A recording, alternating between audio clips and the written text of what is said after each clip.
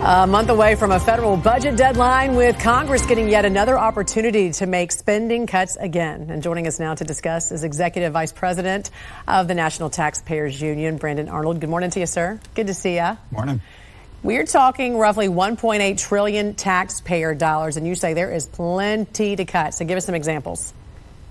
Yeah, I think you need to start with things like earmarks. These are wasteful spending items that we've known about for years and years. We've tried to snuff them out, but still we look at these bills and we see millions of dollars going to lobster research, oyster research, the climate core, which is something that Trump actually eliminated early in this second term of his, but they're trying to bring it back through the earmark process. These programs add up to billions of dollars in wasteful spending, and they ought to be eliminated. And Brandon, federal spending is at its highest levels since 1946. So what kind of impact is this going to have on future generations of Americans?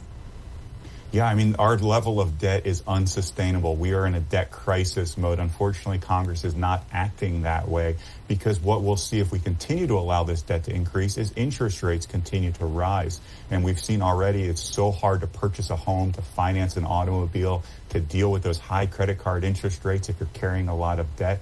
One of the reasons they're as high as they are is because the federal government is borrowing about $2 trillion a year and can't get its fiscal house in order. That needs to happen to let future generations live the American dream, to buy that home, to buy that car, and to live the life that they want to. Meantime, the House and Senate currently miles apart when it comes to a resolution, but you believe senators need to follow the House's lead on this. Why is that?